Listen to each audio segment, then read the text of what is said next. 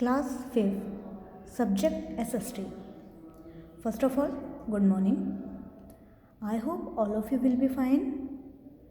I am your SST teacher and today we are going to read chapter 17, The British Rule in India, on page number 87. Before start reading, I have to say something. Chapter 17, The British Rule in India. This chapter is divided in few parts and this is your first part. Remaining portion of this chapter is in further video. I hope you understand. Let's start the chapter. Chapter 17, The British Rule in India. In the past, India was a rich and prosperous country. Our contact with the outside world dates back to many centuries before Christ. The Romans, Greeks, and Arabs had been coming to buy our goods, cotton and silk textiles, handicrafts, and spices like pepper and cardamom were in great demand. With the rapid growth of civilization, demand for these goods increased greatly in the West.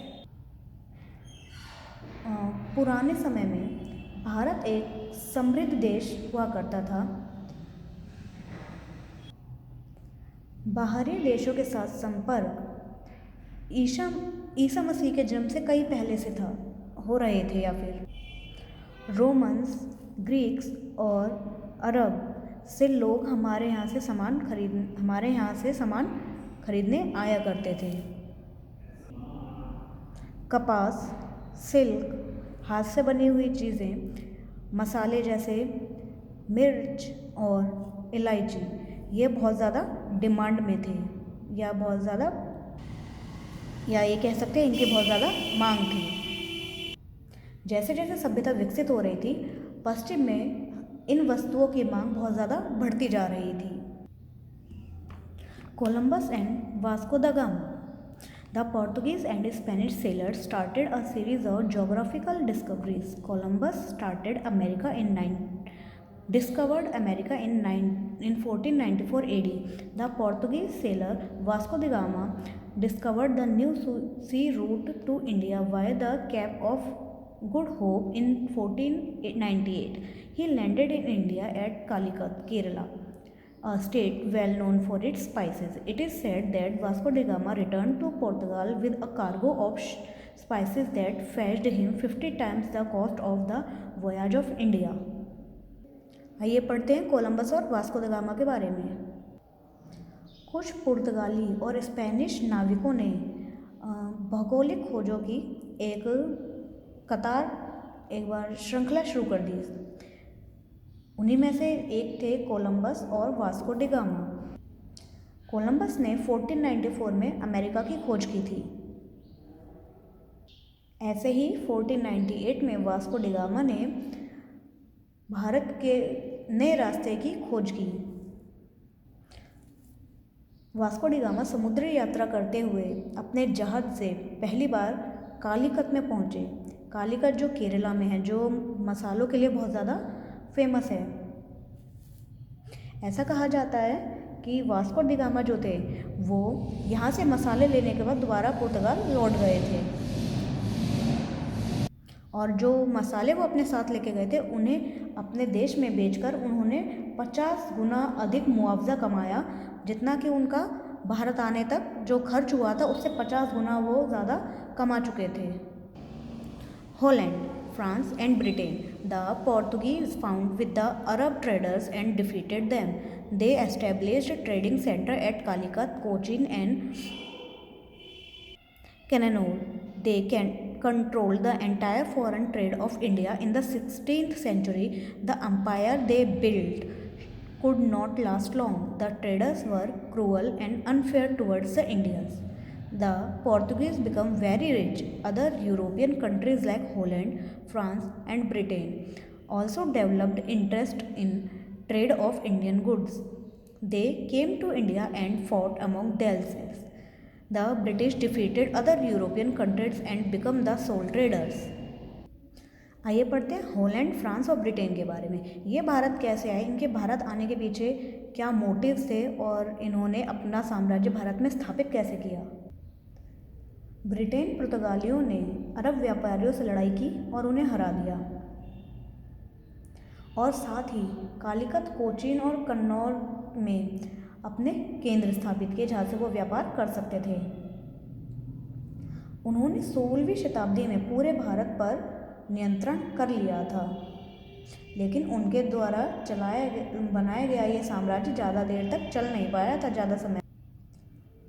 ये जो व्यापारी थे ये भारत में व्यापार करते थे, और लेकिन भारत में व्यापार तो करते थे लेकिन भारत के प्रति, भारतीयों के प्रति मतलब बहुत ज़्यादा क्रूर थे। वो उनके ऊपर बहुत अत्याचार करते थे और उनके साथ इनजस्टिस, बहुत अन्याय भी करते थे। अब पुर्तगाली बहुत अमीर हो गए, तभी हॉलैंड, फ्रांस और ब्रिटेन जैसे अन्य जितने भी यूरोपीय देश थे सब ने भारतीय वस्तुओं में व्यापार करने के प्रति उनकी जो रुचि थी ना, इंटरेस्ट जो था उनका बढ़ गया कि जब वो इतना वहाँ पे जाके थोड़ी सी चीज़ लाकर वो इतना ज़्यादा पैसा कमा सकता है तो हम क्यों नहीं कमा सकते हैं। इसलिए वो भारत आए और भारत में उनकी पुर्तगालियों से लड़ाई हुई। अंग्रेजों ने जितने भी यूरोपीय देश आए थे सबको हरा दिया और भारत में व्यापार करने वाले एकमात्र व्यापारी बन गए। नेक्स्ट पॉइंट है the east India company. Some rich British formed a company to trade with India in 1600 AD. It was named the East India Company. The company was given the exclusive right to trade in the East by Queen Elizabeth. Through the company was interested in earning profit through trades. आइए पढ़ते हैं east India company के बारे में। ऐसे ही कुछ अमीर Britishers ने भारत के साथ व्यापार करने के लिए 1600 एडी में एक कंपनी बनाई जिसको उन्होंने नाम दिया ईस्ट इंडिया कंपनी। इस कंपनी को क्वीन एलिजाबेथ ने हक दिया था या अधिकार दिया था कि वो इंडिया में जाके ट्रेड कर सकती है through the company.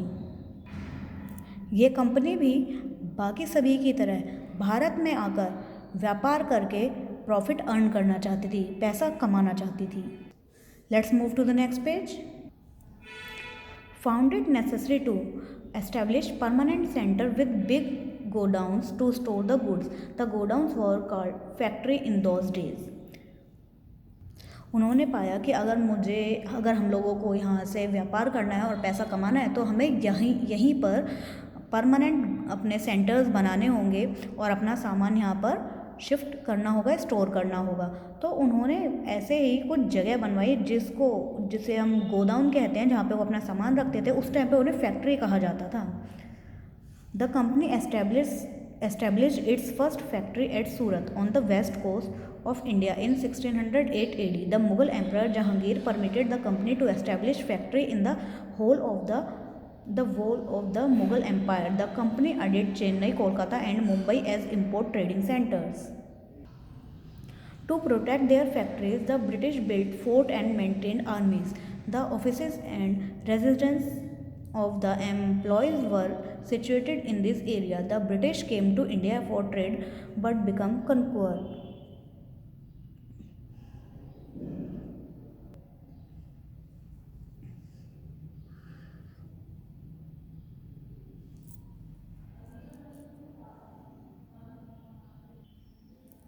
East India company ने अपनी पहली फैक्ट्री सूरत में बनाई जो कि पश्चिमी घाट पर 1608 एडी में बनी थी।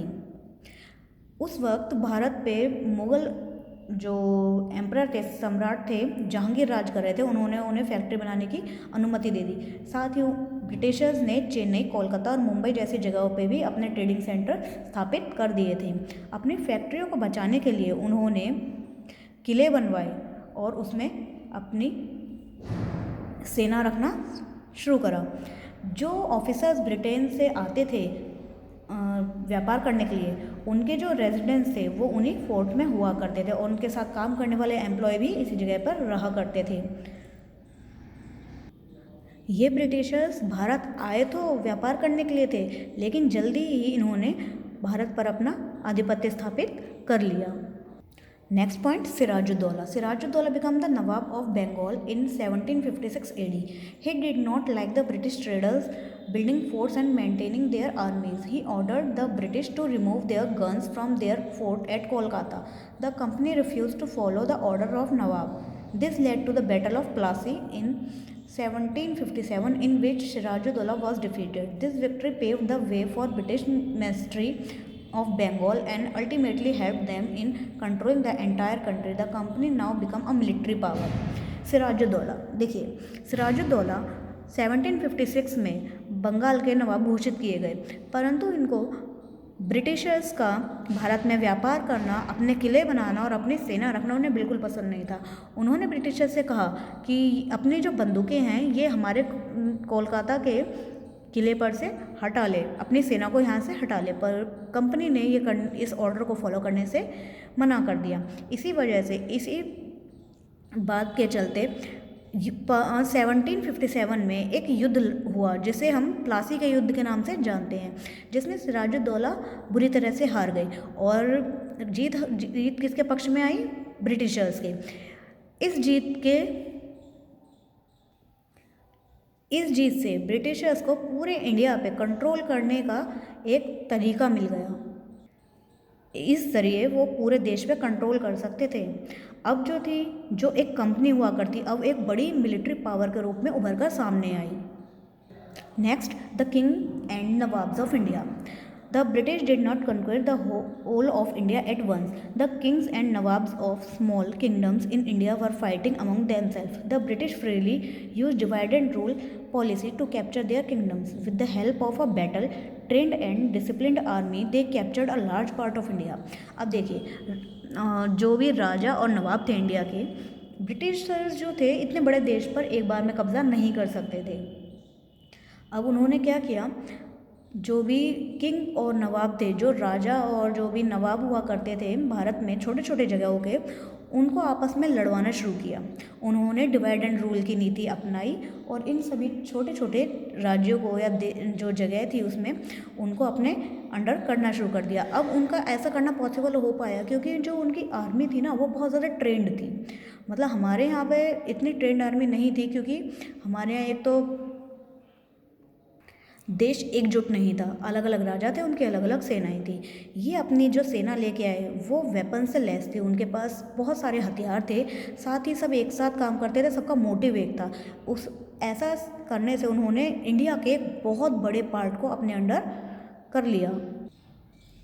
The Indian peasants were timid by nature. They were under the influence of priests, mullahs, landlords and moneylenders. They were the worst affected. In the late 18th century, the British merchant introduced cultivation of indigo, a blue powder used in England for dyeing meal cloth, in Bengal. It gradually spread all over Bihar. The farmers had no use for this crop. They were forced to sell it at a very low price. This led the helpless cultivator for begging or starvation, while the company earned huge profits. अब देखिए अब क्या हुआ, सबसे main हमारे यहाँ पर अब भी हमारे यहाँ पर आधे से ज़्यादा जो जनसंख्या है हमारी कृषि में या फिर एग्रीकल्चर में लगी हुई है। ऐसे ही पहले था, लेकिन अब तो बहुत सारे और व्यवसाय आ गए हैं, पर पहले ऐसा नहीं था। पहले 90% जो विलेज जो लोग थे वो सभी किस काम में लगे रहते थे? एग्रीकल्चर में।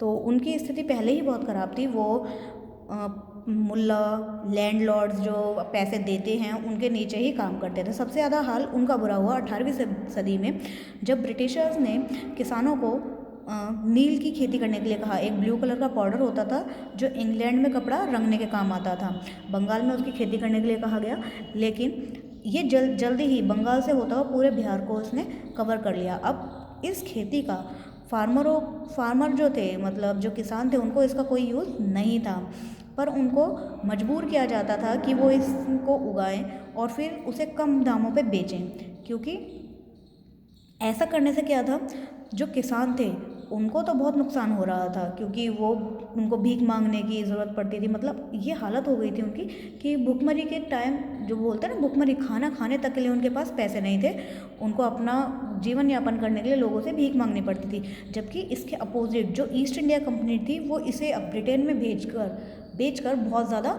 मुनाफा कमा रही थी। Here, your first part is ended. Now you have to read this chapter multiple times for better understanding and to learn correct pronunciation of a difficult word. Okay? Thank you. Have a nice day.